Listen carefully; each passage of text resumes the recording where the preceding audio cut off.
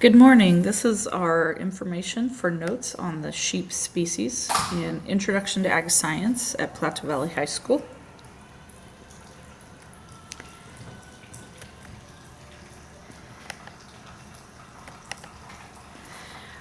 The origin of sheep date back almost 20,000 years, we believe. We know that they were domesticated before any written time of history, and so really in looking for proof, we look towards two items that were found, one in Switzerland, a remnant of wool which dates about 20,000 years old, and then an Egyptian sculpture of a sheep which dates about 7,000 years old. From these two pieces, archaeologists have determined that sheep have been a part of people's societies as a product for a very long time.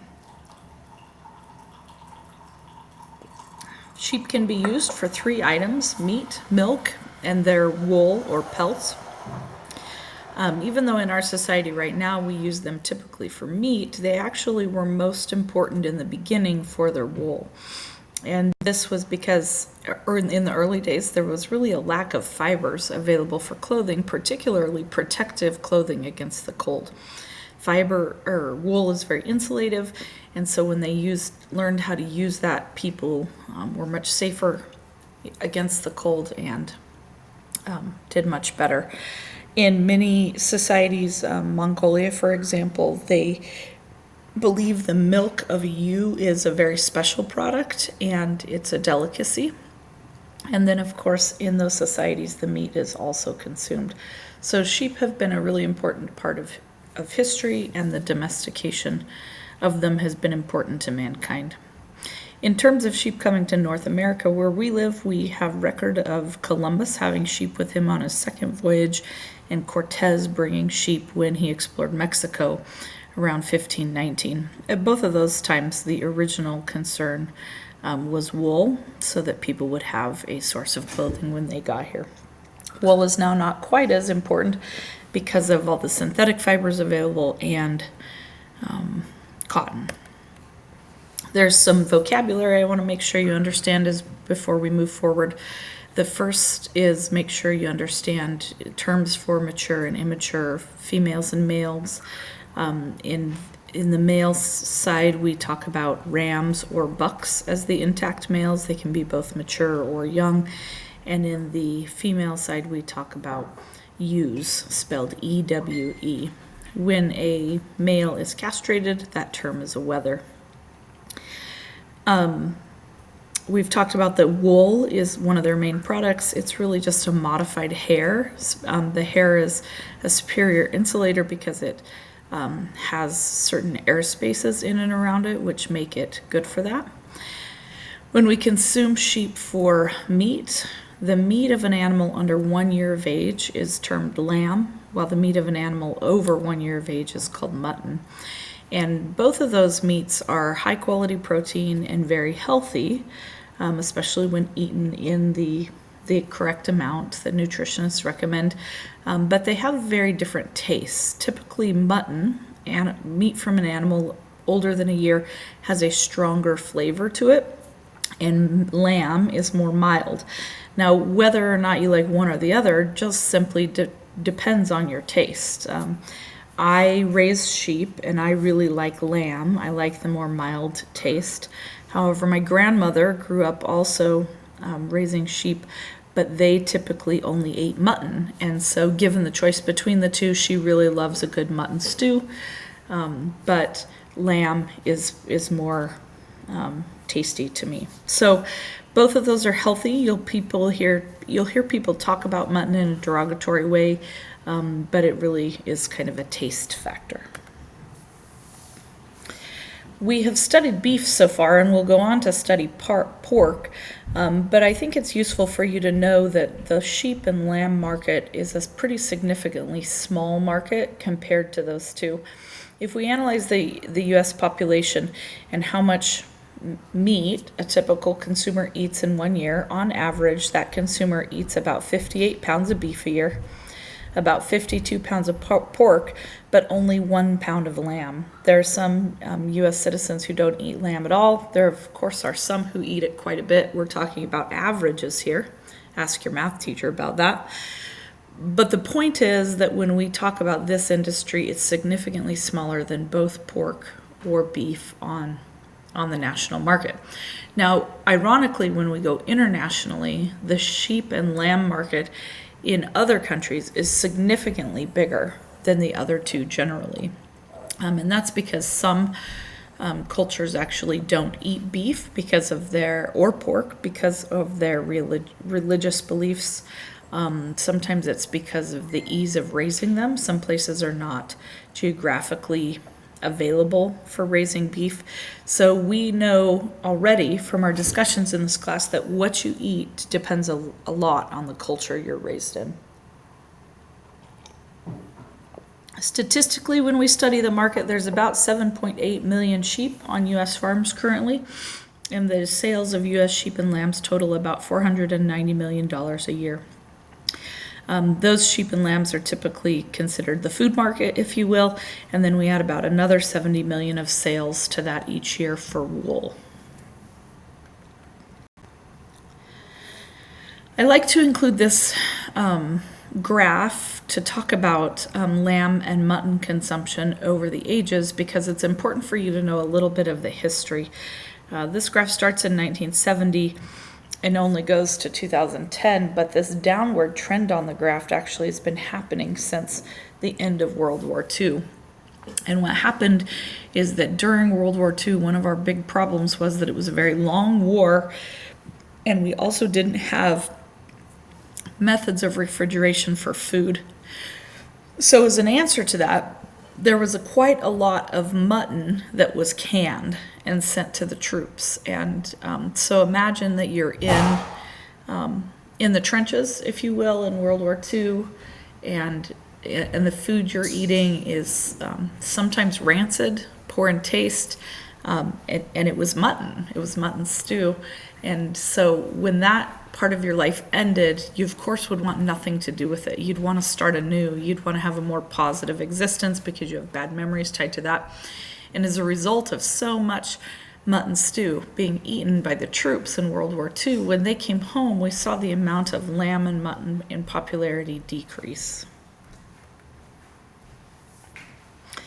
Now when we look at the world sheep inventory, we see that the United States is really very small in terms of production. And it's for a variety of reasons, many of which I just mentioned in the last few minutes. But take a look at the numbers at the top. First off, note that these are statistics from 2008. We've talked many times before that statistics are very slow to be accurate. So we study in the past, if you will.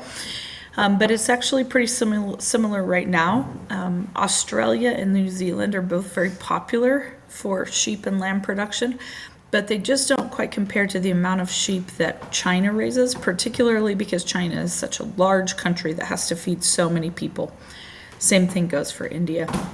Whatever the case, notice China in first, Australia in second, India in third, and then if you go all the way down with only 6.5, 7 million head, 45th, we have the United States.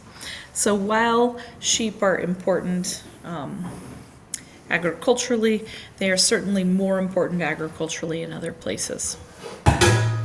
When we look in the United States, we can note that Colorado actually is one of the top 3 producing states. So if we count by numbers of thousands of head, we see Texas in the lead, followed by California, and then Colorado.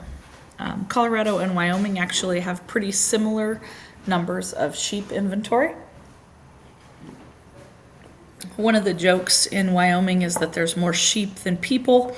They really don't have more sheep than Colorado, it's just that they have way less people. It is important for you to note when you look at that list of states that all of them, almost all of them, are west of the Mississippi. Well, they're all west of the Mississippi River. Most of them are farther west than that. And that's because for herds to be larger and be solvent and have enough food, they oftentimes have to utilize federal grazing permits, and most of the federal land is housed in the western half of the United States.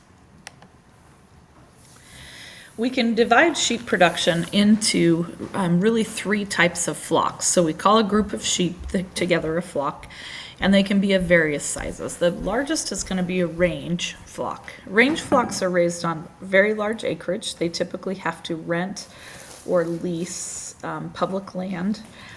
And they couple wool production with lamb production, and that's how they make enough money to stay solvent as a business. Now we're talking large flocks, typically over 500, usually more like 1 or 2,000. This type of range production accounts for 2/3 of the sheep produced in the United States.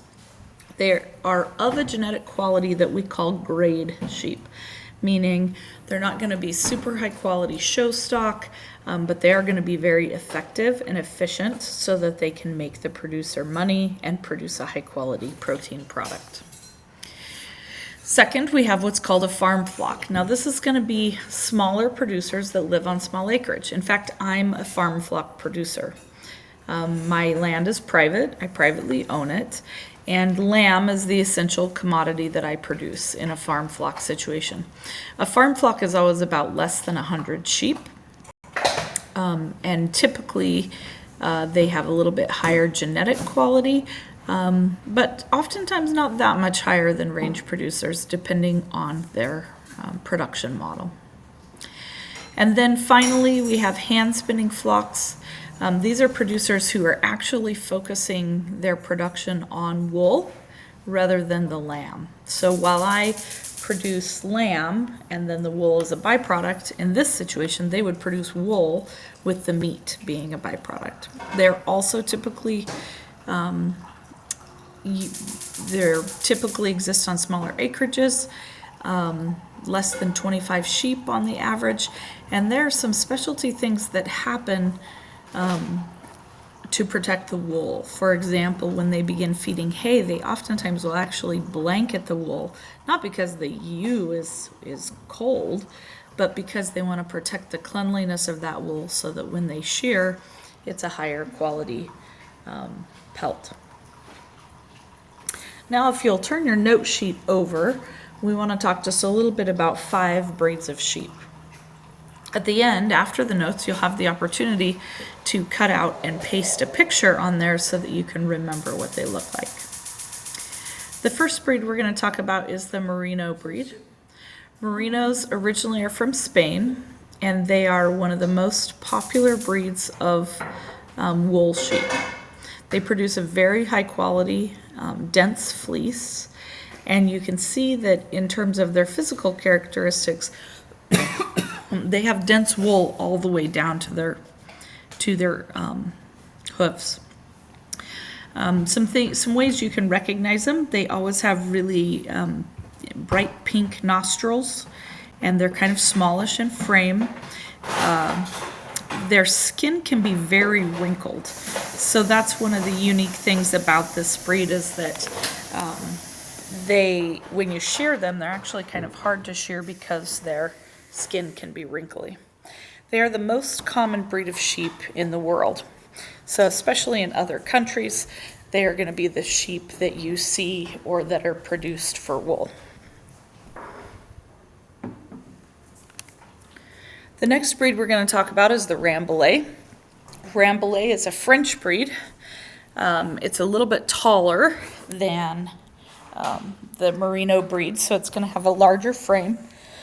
It's also known for its high quality grade of fleece, and it's the most common range sheep in the United States right now. Rambouillets usually also have a white face, bright pink nose. Notice that wool comes all the way up over the poll. They can be either polled or horned, and so both varieties are an option. Next, we're going to talk about the Suffolk breed. The Suffolk breed originated in England. It has made quite a name for itself as a meat breed, and so in the Suffolk breed, the fleece is pretty low quality and maybe into the medium grade, but the carcass is a high quality carcass. It's larger framed, it has more meat on it, it typically has more marbling, which makes it grade a little bit higher. Suffolks also have gained popularity as a club lamb breed, meaning that they're good for the show industry. Next, we're going to talk about the Hampshire breed. Hampshires originated in England, not far from the Suffolk breed. They are known as one of the main meat breeds of sheep, and they're actually commonly crossed with Suffolks sometimes. They also have a lower quality medium grade fleece and higher quality wool.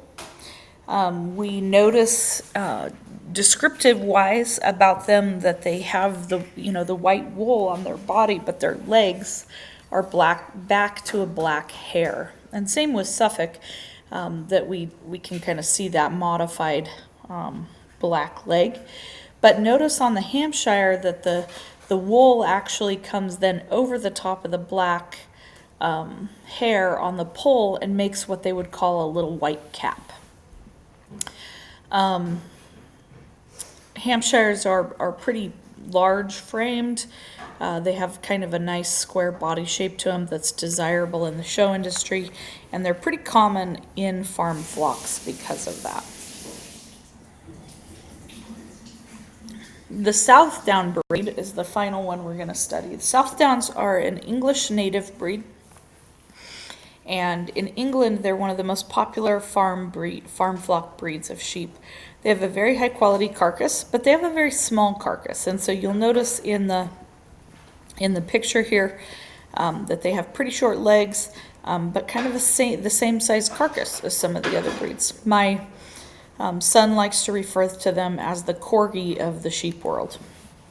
They have medium grade fleece, so they kind of range into that dual purpose where they have high quality fleece and pretty good wool. High quality meat and pretty good wool. Notice that their hair around their face and ears is kind of a grayish brown color. They're pretty highly feed efficient, and they're a compact breed. We want to briefly talk about how sheep are managed. In the world of sheep production, typically they are selected for the traits that the producer wants, depending on if they want to raise wool or meat. Sheep are valued more if they have multiple births. It's very common for ewes to have twins, triplets, or quadruplets. But most sheep producers actually believe the ideal is twins because they can raise them both without having to supplement the milk. In terms of caring for sheep, we know that sheep have a little bit of a problem with predators, and so we want to give them a little bit more protection from predators as well as shelter from weather. They need high quality feed and accessible water. Most sheep programs have pretty great vaccination programs because of different parasites that they can pick up, and so we vaccinate against things like intestinal worms. There's also a couple diseases that we watch out for. The most dramatic one is probably scrapie. That's kind of the equivalent to mad cow disease, but in sheep. It's been eradicated for quite some, maybe not eradicated, but it's been mostly done for quite some time, but we still keep an eye out from that. And then there are some vaccines like CD&T given to help with other problems. Most sheep have to be sheared once a year for the removal of the wool. In addition to having that product then that you can sell or use, sheep need to be sheared to get the excess wool off of them. If left unsheared for multiple years, that can be problematic. We try to shear sheep about a month before lambing. When sheep lamb, we try to give them a dry, warm area for lambing. It's pretty easy in cold climates for the lambs to freeze. And then we also want to make sure they're free from predators. In addition, when we process those lambs, we work on docking their tails, castrating males that are not wanted for breeding, and vaccinating. I talked briefly about sheep loss due to predators. We know that the main predators of sheep are coyotes, bears, mountain lions, and then dogs, fox, eagles, bobcats, things like that. In federal grazing permits, we typically hire shepherds to stay with sheep. They would camp out there in a small kind of camp wagon type thing, and protect the sheep from predators, as well as help with any health issues. In other places, those sheep might just be brought in out of the wild areas at night for protection. But we know that predators are a problem in the sheep industry. If you'd like to extend your learning on current issues, one of the interesting things you can do is you can watch this YouTube video on Dolly the sheep. Dolly was one of the first animals to be cloned. She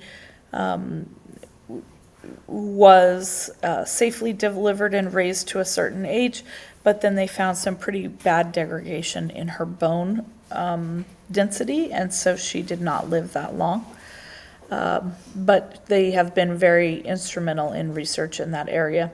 We also have done a lot of research on Scrapie, which I mentioned earlier, and then tracking those animals throughout the food system. That way, if there's a problem, we can quickly isolate it to that farm.